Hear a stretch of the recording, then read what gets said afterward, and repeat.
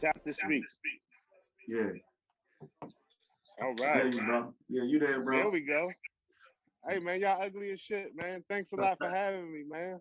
Yeah. Hold up, Y'all, though. Hold up, yo. y'all look like Jungle Brothers, man. Light skinned This dude, nigga, dark skinned brother. yo, this nigga wild as shit, yo. What's up, Yo, What's going on, I'm man? being. Hey man, how you feeling, Common? Go kick ass. Hey, yo, man. So welcome to now that Certificial Podcast, bro. Yeah, that's right, man. Yo, Welcome. thank y'all for having me, man. It's nothing but love, bro. I apologize for the delay. My life is crazy. Um, I was trying to buy a plan B. I had to leave the Walgreens just so I could do this interview. Yeah, I fucked up 24 hours ago. They said I got 78 hours to get it right. So Yeah, as absolutely. soon as I'm done this, I'm gonna get that plan B because we don't need no more mistakes happening on the earth. Yeah, right, you cutting into your time right now with that shit. I'm sorry. Yo, real talk, man. We like to welcome you, man. Fans out there, man. Listen, comedian Omar in the building, man. Yeah, that part. Yeah. Suck it ass, dummies. Shout out to Philadelphia. Shout out to the cheesesteak, man. You gotta go to Max's or Geno's, man, not Pat's. Okay. You know That's the only places you know in Philly that serve steaks, bro. Come on. I'm gonna tell you like this. I went outside of my repertoire and I was like, you know what? Let me not go to Ishkabibble. Yeah, man. Let me just do a regular. And you know what? They ain't had the right bread, man. They fucked my whole cheesesteak up. I bought $60 worth of cheesesteaks, man. I had the grilled chicken just in case the chopped chicken was messed up. I did 3 different ones. I did the cheesesteak, the chicken cheesesteak, and then the grilled chicken cheesesteak. Because of the bread alone, I fucked up. I'm not doing that again. I will stick with Max's. I'm sorry. Yeah, yo. Yeah, so listen, man. If y'all don't know, man, it's comedian Omar, actor, writer, right? You know what I mean? Omar Terrell. Yeah, comedian Omar Terrell, performer, man. And we just blessed to have you come through and fuck with us. We know you're busy and shit. You got a lot of shit going on. And yeah, man, just telling people how you got started in comedy real quick, though. Man, I got started in comedy since I was a young lad. You know what I mean? Being a poor dude from, born in Baltimore, raised in the DC area. People get the roast in your ass. You know what I'm saying? Right. And when you don't got the right sneakers on, you don't got the right jeans. Yeah, man. The jeans. You got the jeans that's faded, but they didn't come like that. You got the shoes on. Your feet too big because you wearing your older brother shit. Yeah, man. People use a telescope to see your shit from a mile away, and from getting picked on, it just allowed me to not just have tough skin, but also tap into my creative humor. So it's almost like a defense mechanism. The first mechanism, you had to have it. You know what I mean? Yeah. So it went from that to just being, somebody that went around people. I moved around a lot. So, when you always the new guy, what better way to break the ice than being funny? You know what I mean? It made it easy for me to maneuver in different environments, being the funny guy. You know what I mean? And that translated into me trying to do it full time, and starting a career of it. Yeah, man. So listen, man. So you won the Ohio, was that the Ohio Comedy Award back in 2015? Yeah, man. Like that was the make or break point in my career. So at the time, 2015, I was 5 years in my career. And comedy is so hard. It's not really about just being funny. It's about connecting with the right people, things that can propel your career. And I really was just somebody that was trying to own my craft. At the time, I lived in Chicago. I had a baby mother that didn't really support the whole comedy thing. She was a regular person that looked at comedy as being a clown. You know what I mean? It's like, oh, you clown ass nigga. Oh, you all about these jokes. What about these bills, nigga? You know what I'm saying? Right. And I'm like, no, like, you knew me before I embarked on this shit. If I'm gonna make a move, it's for the better good. So don't second question who you knew, I mean? How I'm coming. So nevertheless, with having a child as a youngin, you know, the Central Ohio Comedy Festival had came about, and it was an opportunity that came across my way, and I said, you know, let me enter myself in this thing, and if I do good, I'll keep doing comedy. If I don't do good, I'll, you know, get a regular job and just be a, you know, a man that put his dream down to sacrifice for the thought of the better good for his family. You know what I mean? Yeah. And I went out there and competed with people all across the country, and I ended up winning the whole thing. That's what's up. And that solidified it, because for sure, if it wasn't for that experience and me coming out on top, we might not be having this conversation today. Right. And let me ask you, how'd your baby mother support you after that? She didn't. I had to roll. She didn't want me to be successful in my own right. And that's what it really came down to. It had nothing to do with me being a comedian. It had everything to do with her personal demons that she wasn't as open as I was about issues. And I got to a point where I asked her, I said, hold on, wait, you know, everything that you put on this list, I've completed. You're still unhappy. Let me ask you this. Were you happy without this list of things that I've accomplished? Right. Like just you being you, are you happy? She said no. And that was the last conversation of us being a couple. Yeah. Right after that, you went to child support. Right after that, because I ain't signed the birth certificate. So my son is technically not my son. Technically. You know what I'm saying? Yeah. I wasn't in position to have the child before she decided to have it. So when the paperwork came out and it was like, sign right here as the father, I'm like, she was a hoe anyway. I don't need to sign right here. I need to figure this out first. She knew what I was. She knew I wasn't ready in the first place. Already. And that line is still unfilled. So until she get her life together, that line will remain the same. I'm here for little man.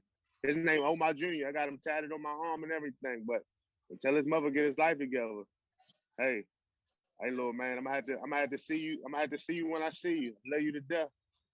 And I got 5 years in with him. He know who I am. They still in Chicago? Yes, he is.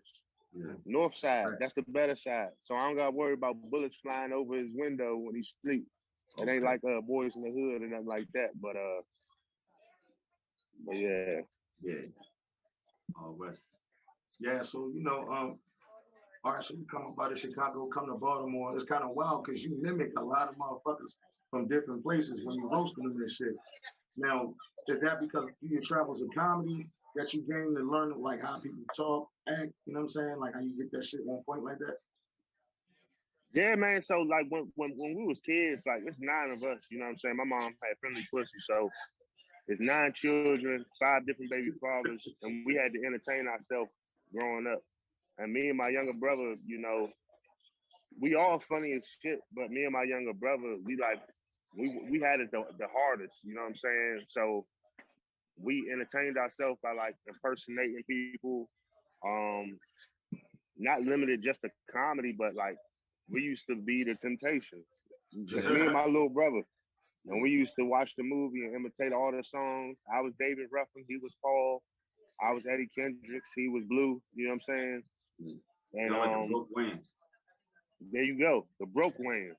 Yeah. You know what I'm saying? I'm trying to be Keenan Ivory, man, but it's a new era nowadays, man. Man, keep going, G. Yeah, for a fact, man. Yeah, for a fact. Yo, so like you and your brother, like he ain't never hit you with ain't nobody come to see you, Omar. He hit you with that. Did. Yes, he did. He hit me with that way before. He hit me with that when I used to play ball. Yeah. Damn, man, y'all ain't gonna come out to my game. I scored 35 tonight. Ain't nobody coming to see you, Otis. Crazy. Yeah, you definitely too tall to be motherfucking. You too tall to be working a 9 to 5. So yeah, comedy or basketball, it was either one. You know what I mean? Right. What I look like with a Walmart apron on. You know what I'm saying? Talking about, oh, you want the games and going into my motherfucking apron to get a key out. Fuck out of here. Yeah. That shit is dead. I ain't gonna lie, I've done it all though, man. I used to work for Labor Ready. You know what I'm saying? I done did all types of odd jobs. Door to door. The weirdest part of this whole thing, man, was when social media came about, and I was like, you know what?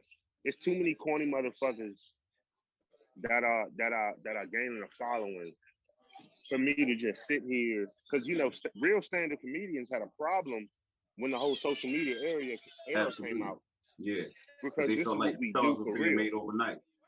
Exactly. So, you know, there were, you know, OGs in comedy that were before my time that really despised it. And it was like, yo, I'm young enough to kind of tap in. You know what I'm saying? So instead of me developing this vendetta like the older guys, I'm like, you know what? I might be able to actually make something of this because I'm talented enough to do it.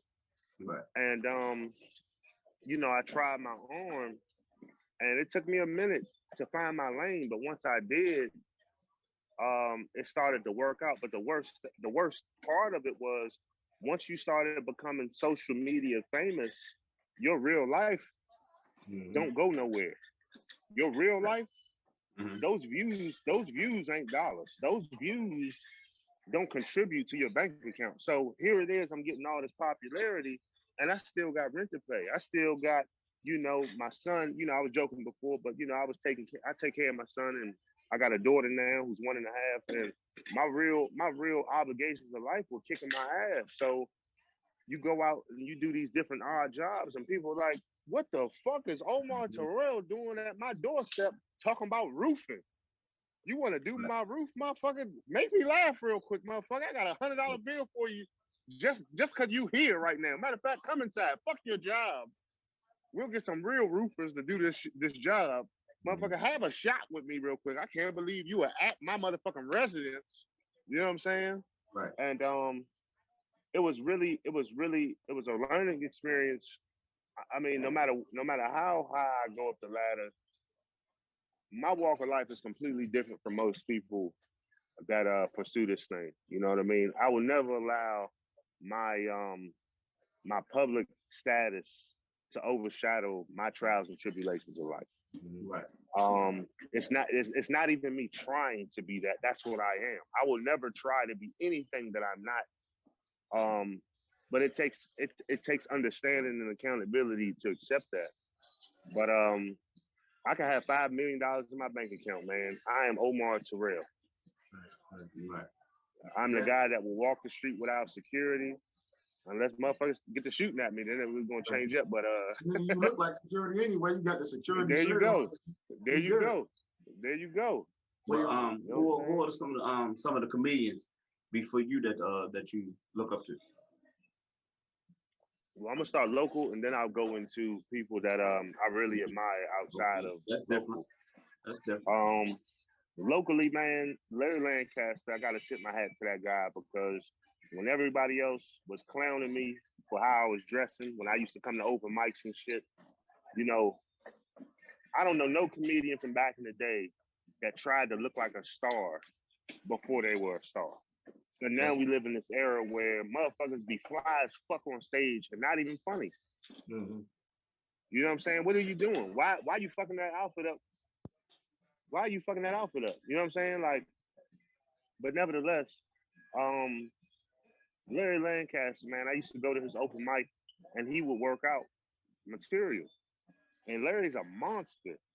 But to see him go through those stages of humility, knowing at any point if he really wanted to prove himself to these random people coming to pay, you know, $5 and $10 admissions, he could easily just turn. All right, I'm tired of y'all thinking that I'm a slouch because I'm trying to test stuff out. Let me go ahead and show y'all why I'm who I am. Man, he was just so humble, man. When I got into comedy, a lot of the veterans, they don't give you advice if you're just starting out because you might not be around longer than 3 months. You know what I'm saying? So why am I going to waste my breath to give you insight that you probably not going to take anyway? And I guess Larry seen something in me that was much different, and he would always drop jewels on me. When I was going through what I was going through when I lived in Chicago and I moved from Baltimore, You know, I would call Larry and he would vouch for me for that community out there in Chicago. Like, oh shit, you know Larry? Well, I'm gonna tap in with Larry and see, you know what I'm saying, if you valid.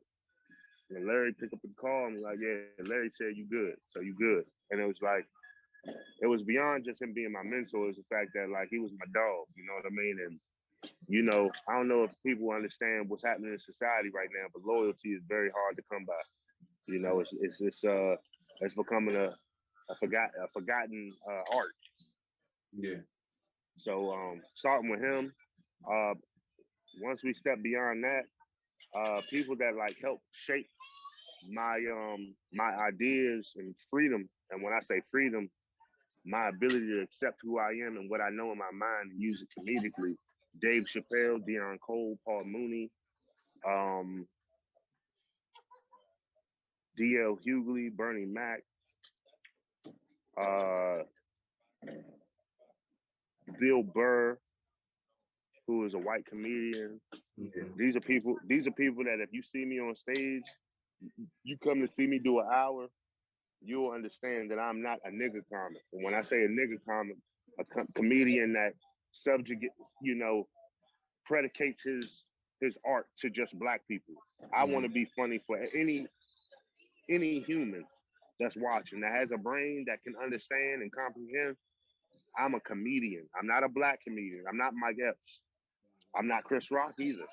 I'm Omar Terrell, but my comedy is um, it's a combination of understanding, being able to have a certain series of talent, um,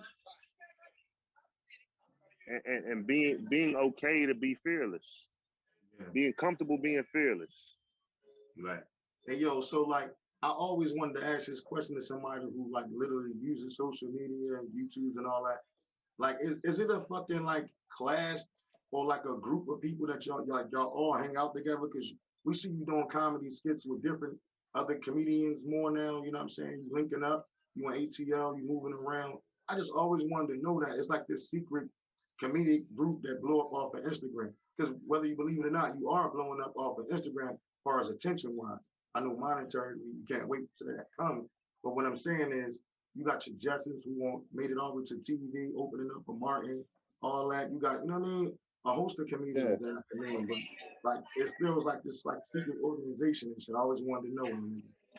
There is a secret organization. Um, the secret organization I haven't been invited to. I'm too talented to be invited into that secret organization. Mm-hmm. If you have a certain level of talent, like, and this is, I don't care how people take it. Yo, I'm one of the greats. Yeah. Even though I'm young, I have to accept that. And when it comes to those types of questions, I got to answer those questions honestly, regardless of what kickback I might get from it. I'm one of the greats. I don't get I don't get the I don't get the privileges of the people that are going to be able to um, use gimmicks to get ahead in comedy, Right. or people that might know people and use their network to the network, meaning the people that, and this is not to take away from them, like some of these people that they call themselves comedians, they are great personalities, meaning when people see them and what they present, Mm-hmm. it's an automatic um, gravity pull. Right. Okay, Right. these people also know people that have people on the inside that can boost them up overnight. How do I know this? Because I've been offered, before TikTok came out, I was offered something that really surprised me. Um, TikTok reached out to all influencers that pretty much have been on the bubble and influencers that were already in position to really take Instagram. It was basically, the effort was to shut Instagram down. Okay. Um, it was TikTok, their agenda was to be the biggest platform over Facebook, over Instagram, and the people that produce TikTok, the the um the engineers reached out to me. You know what I mean? They reached out to other people. How do I know? Because people that were literally Like, for example, T Murph. T Murph is from Chicago. T Murph reaches out to me because even though he's career wise, T Murph was ahead. T Murph not only respected me as a stand-up comedian, he knew me personally and knew what I was doing with social media. And he was like, somebody, yo, if anybody know, Omar know what's up. So Oh, TikTok bro, used to be. You just took a piss, man. Put some soap in your hands, G. That's what I'm doing right now. What dirty mouth. The hand, yo, the hand that I use, I'm washing it. I'm holding my phone with one hand, bro. I'm right there with you, bro. I'm right there with you, G. No, you ain't with me. No. What am I using two hands for? I didn't touch my wee wee with both hands, bro. What do I need to? No, man, but that's cool, man, for real, man. There is a secret society though, man. There are people that know, and here's the thing: like once you get to a certain following, it's a lot of piece of shit people in this industry, bro. Let me just keep it 100. What am I trying to articulate my shit a certain way? Yo, it's a lot of people that's a piece of shit in this industry, bro. The reason why I'm successful and I'm happy, see, that's the thing. I am happy, bro. Like, I'm happy because I never had to switch up and I'm still succeeding. When people work with me, they're like, dog, like, you don't have no ego. You're bringing something to the table. Like, yo, I wish you more. Like, you deserve more. And it's like, no, I'm getting what God is offering me. You know what I'm saying? Right. I'm doing my part and God is doing the rest. There are people that we might perceive as this or whatever. Nevertheless, you don't know how long people are going to be around for. You don't know how long people are going to be relevant for, no matter what they're doing. I know that I'm in this for the long haul. There's no crave that's going to come out and make me a trend. So one day I'm here, the next day I'm not. Like, yo, what happened to O? Omar will forever be relevant as long as I feel like doing this. You know what I'm saying? And the beautiful part of it is people have yet to see what I'm capable of. One, due to opportunity, and two, I'm not going to slut myself out for social media. The attention thing don't do me no justice. I get anxiety. When too many motherfuckers is in my inbox, guess what? I'm not doing a video for a month. Y'all need to leave me alone. Yeah. I don't like that shit, bro. I'm a real motherfucker. I come from a very humble place. So if stuff starts happening too much, and I'm a grown man with kids, you know what I'm saying? Like I'm just in a different bracket. So I just take everything with glee, man. I look at it as a marathon. I would hate for people to feel like they got all of me and then move on to somebody else. I'm just taking it in stride. You know what I mean? And I love it because everybody can't accept that. People be on a paper chase every day. It's not just about social media. It's about when you wake up and your constant mindset is, oh, I'm chasing the bag. Motherfucker, you being on a hamster wheel, where's your happiness at? Right. You losing all these morals and things. You're missing out on everything. You're missing out on, if you have children, you're missing out on their day-to-day, their purpose, because you're so worried about the finances, because we're convinced that you got to have this bag. Right. What you do, you need money to sustain. Yeah. But if your money if the money process starts to fuck your mental up, all these people out here with depression and all that, man, the money ain't worth it. Any rich motherfucker will tell you money don't have nothing to do with their mental stability. Right. Yeah, you can buy the stickers that you. What I get from you, sorry to cut you off, is you keep your integrity in everything you do. I try to. Yeah. I almost got put out the house the other day. I did a music video with some strippers. Yeah. Nigga almost had to submit the key. I almost had to turn the key in. But I couldn't help but notice you didn't mention Martin or Eddie Murphy or none of those guys. And I apologize too, because I don't want to give anybody the wrong idea. Martin Lawrence. Hey, what's up, y'all? Hey. Martin Lawrence is a major influence in my home. Okay. He was him and Eddie Murphy, and I'm glad you brought both of those guys up. And the reason why I didn't bring them up, because I was in the mindset of stand-up comedy.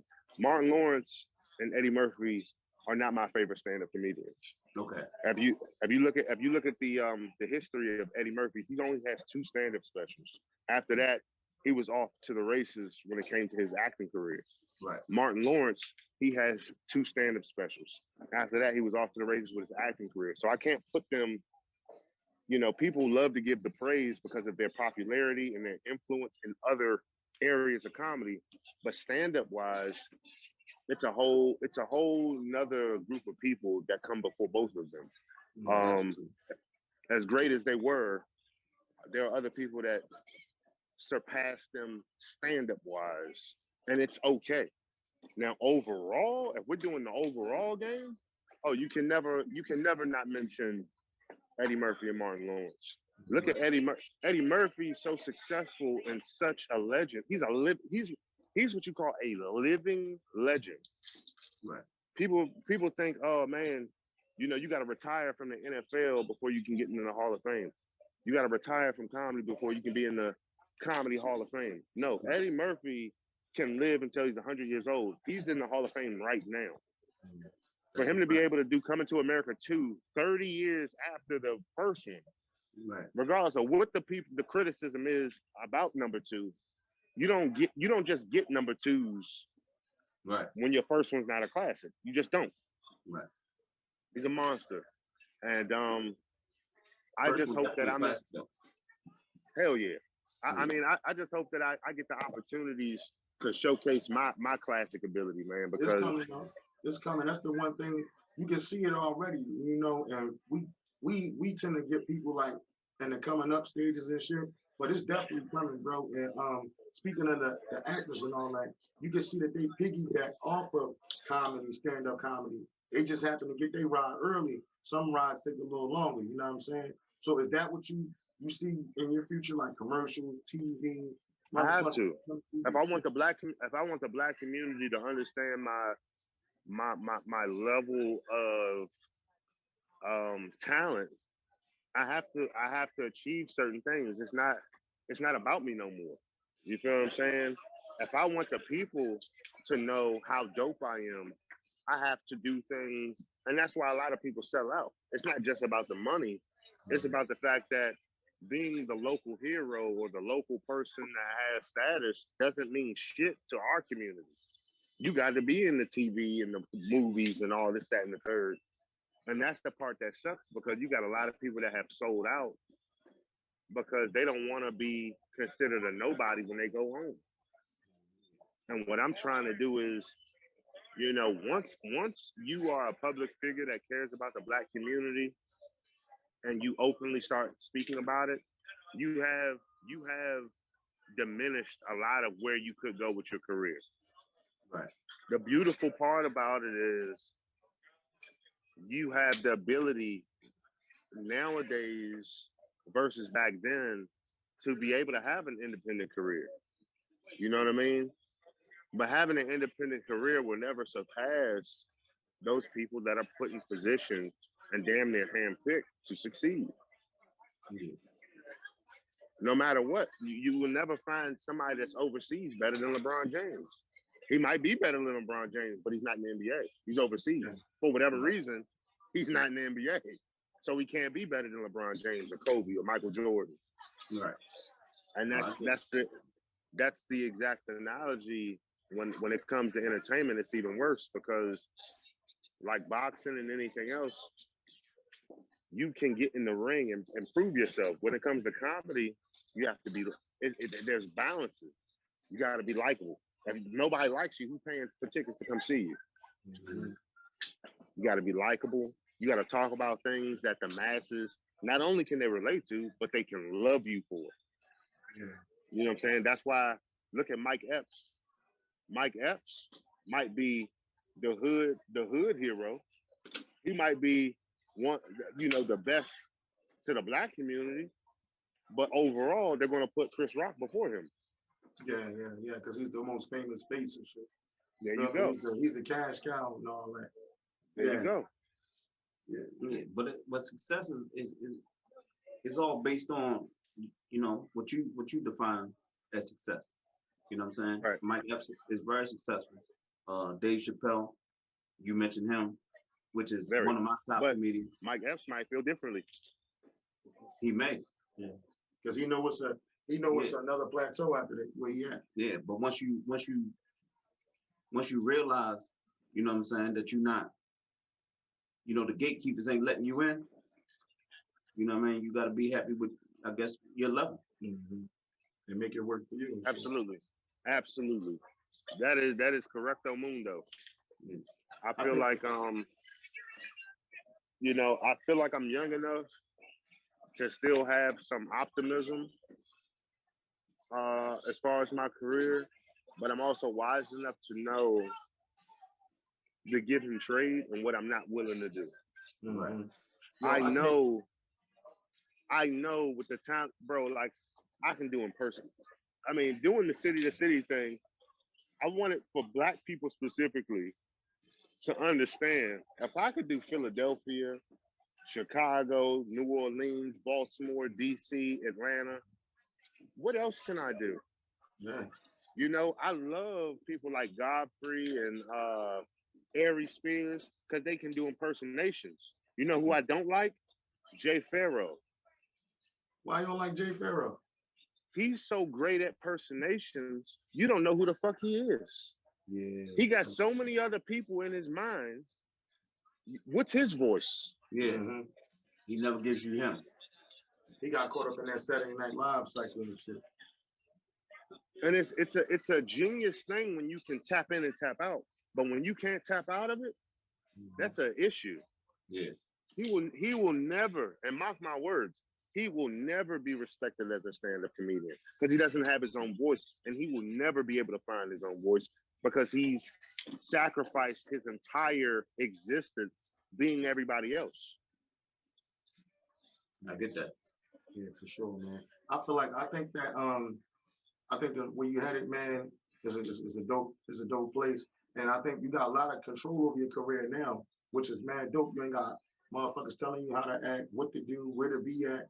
You know what I mean? Like you in full control. And I think that's the power that influencers like yourself have now, is that you can control the narrative of that whole shit. You feel me?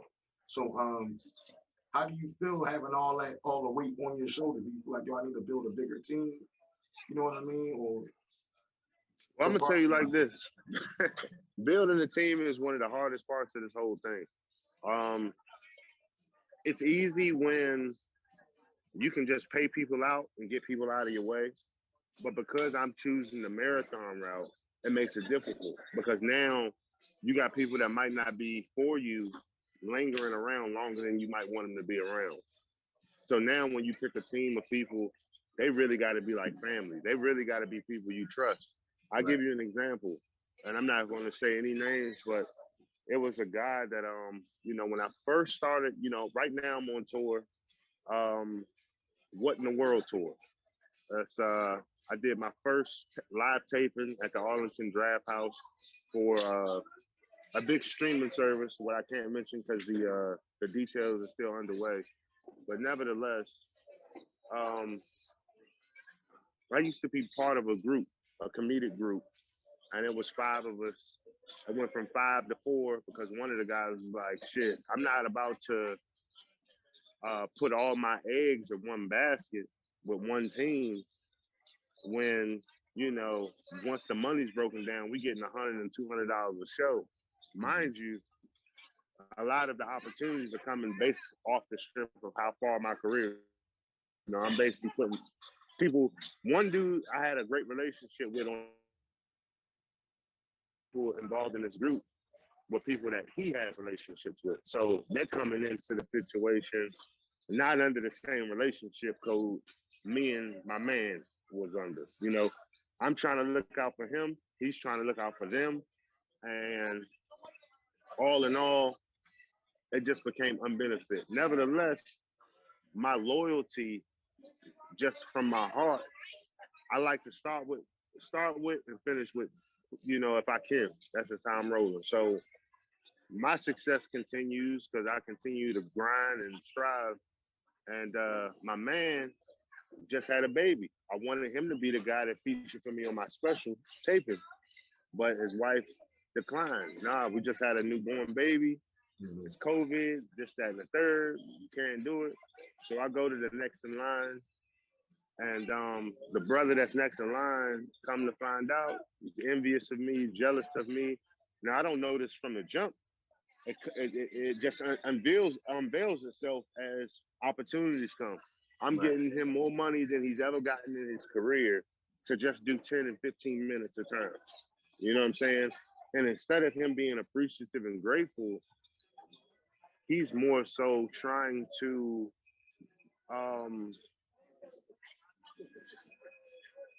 I guess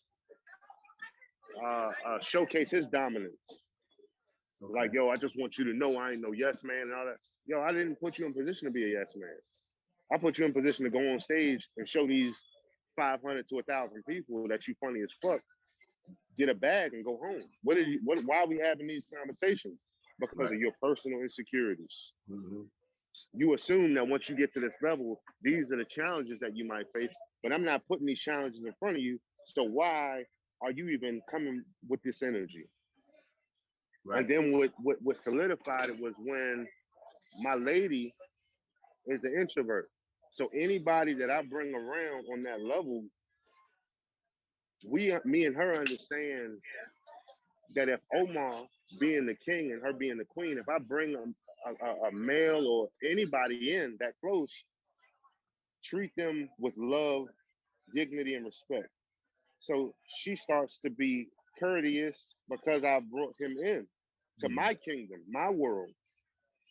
And he took that as, oh shit, I always wanted to fuck a nigga with some status as bitch. Yeah, that's crazy. Now he could have got, and I'm not gonna say this on record. He could have got hurt. He put himself in harm's way. I'm gonna just say that. As a man, I'm a real black man. I'm a real man from the old school. So when he did that, there were certain things that my lady did that were like, put it like this. Her being nice and me and her understanding that, he easily took that the wrong way. So because of certain faults, now mind you, we operating on some king and queen shit. Right. So the fact that there was even a 5% fault in my system, I have to take that into account. So I can't just go ape shit on this man. You understand what I'm saying? There's certain things that I got to work on for my lady to even be perceived, for him to think that way. Maybe my shit wasn't as Trump-tight as I thought it was, but she meant no harm. She was just being nice and courteous and being considerate. Like if I come spend the night at your house, Philly, and your woman say, hey, I got a washcloth and towel for you. There's soap right here, da-da-da. A real man that's respectful is gonna be like, thank you. That's it. Right. You got these weird motherfuckers that'll look at that as, damn, you got my washcloth and towel and soap. Damn, you want the royal penis is clean, your highness? You want to do that for me too? Those are weird motherfuckers that's out here though. Right. And at the end of the day, you know, it was a learning lesson that I needed, because going forward, it's only going to get more as you go up. It don't get easier, it gets worse. You know what I'm saying? So for both of us, me and my lady, it was a learning lesson, and that nigga's done. Or eating off of my tree. I'm not gonna say his career's done, but eating off of my tree and just getting handouts. And I am a handout nigga. I don't give a fuck. If you rocking with me, it's because I respect your craft. It don't got nothing to do with your character. You know what I'm saying? Now, if your character's too fucked up, I don't want you around me. If I could see that from the jump, but he slid through the cracks. Yeah. And I had to cut him off, man. And I just kept it player. You know what I'm saying? Yo, he gone now. Fuck him. The immature nigga in me wanted to kill him. I wanted the Norman Basis nigga. Two hand jam on the neck. Right. Yeah, you might have to get out. It's all good, man. I'm sorry if I'm taking up too much of y'all time, man. I really appreciate the interview, man. Control this narrative, man. We good. This is an excellent interview. You actually gave me a lot of insight, and Yeah. You got any more questions? Yeah, so like devil's advocate, real quick before I get you out of here. Motherfucking Def Comedy Jam or what's this other shit comedy? Damn, yo, the shit used to be on BET. What the Comic fuck? View. Comic View. Def Comedy Jam or Comic View? Def Jam. Def Jam. Why Def Jam? Def Jam showcase. Put it like this. I'm gonna tell you what it did for those people's careers, and I'm gonna tell you why. Why Def Jam versus Comic View? Def Jam was represented by Russell Simmons, who at the time was like the god of black success in hip hop, and anything he attached to was of quality. It grew like a orchard. Um, Comic View was a popularity thing. Mm-hmm. When people got seen on Comic View, they were able to work, but the extent of their work was the Chitlin circuit. So both of them benefit, but Def Jam, the benefit of Def Jam, if you did great, you got to get in the movies, you got to be on like not just nigga TV, like UPN, which was underpaid Negroes, and WB. You know what I'm saying? If you did good on Def Jam, man, you got auditions. You got on things that could change your family's life and the whole trajectory of how you were perceived by the masses. Comic View didn't give you that opportunity. Comic View gave you the ability to be seen by more niggas. It wasn't respected. It wasn't valued by all the viewers. And until this day, BET has the same cloud over top of it. Mm-hmm. You get on a BET movie, it holds no weight in your comedic career to branch off and do bigger things. You have to already be connected to that network that gives you those bigger opportunities. Comic View, if you look at the comedians that, all of them pretty much that were successful, if they were successful in the movie arena, it's because they were already attached to people and networks beyond that opportunity. Yeah, man. Okay. Dig it, man. Already. So listen, man, all the fans out there, we got Omar Terrell on here, man. You got a show coming up too, right? I do, man. If you're in the Baltimore area, man, every Friday night is how we do it on Friday nights. I have some of the nation's best comedians coming through every Friday to headline my show. Even though I'm a headliner myself, I love to share the stage with other talented folk. And that's each and every Friday at Sully's Comedy Cellar. And that's 9306 Hartford Road, Hartsville, Maryland. That's Baltimore County. So you don't got to be worrying about too many motherfuckers with gold in their mouth. There's only going to be a few of them, if that. And then this Sunday, I'm at Magooby's Joke House. I'm headlining and continuing my tour. I'll be on stage for an hour at Magooby's Joke House, the What in the World tour. That's where you get an hour of Omar Terrell, man, unfiltered. My style of comedy is specifically for the people with a brain in their head that love comedy. Not just ghetto and niggified shit, but love comedy, man. That's my style. People that love comedy, love truth in a humorous way. So wrapping up, we're gonna touch bases with you when we get off air and find out where we can send you one of these t-shirts. You know what I mean? I definitely rock it, man. I like it on you, man. That's some good cursive right there. They don't even teach that in schools no more. They damn sure don't. That's a fact. Yeah, you know what I mean? But this was a great interview. Yeah, definitely. You know what I mean? The boy Omar Terrell. Now that's Certificial Podcast. Yeah. Man, so thanks for coming on. Hey, before you end this, man, let me tell you what I did, man. So it's a lot of people that be hitting me up for interviews, right? And it's like, I don't reply to a lot of them because it's like, I don't want to charge people with grown platforms, but it's like, you can't just open your time for everybody, you know what I mean? And for y'all, I ain't gonna lie. I started my evening, I should have took my ass home, but I've been under the weather. So today, come to find out, I said, man, I'm gonna make sure I'm there and ready for the interview. I'm gonna make sure I'm ready. I told Philly I'm down. man, Philly sent me that text. Where I'm at the bar getting crushed, right? Right. Turning up, right? So so so I'm like, damn, Philly hit me up. Yo, just to show you the people that fuck with me, man. I had them turn the music down at the bar that I'm at, right? One of the white bartenders gave me her AirPods. She cleaned them first and everything, Right. just so that it could, tune some of the sound out and we could hear each other clearly. Ain't that a blessing, man? That's a blessing, man. We appreciate you, bro. Yeah, man. Shout out to the bar. Yeah, we appreciate it. Shout out to the bar. I'm at fire. For anybody that's in the Baltimore, I'm at the firehouse. Don't bring too many niggas down here, man. It's not that type of party, all right? You're not gonna sell your drugs and dope down here, because I'm already doing that, all right? So Shit, we appreciate you, man. Make sure y'all follow him at I am Omar Terrell on IG, man. Get his numbers and all that. Fuck with his YouTube. Man, we appreciate you, Jay. Yo, I appreciate y'all, man. Thanks for having me on, dog. Nothing but love, y'all. I keep killing it.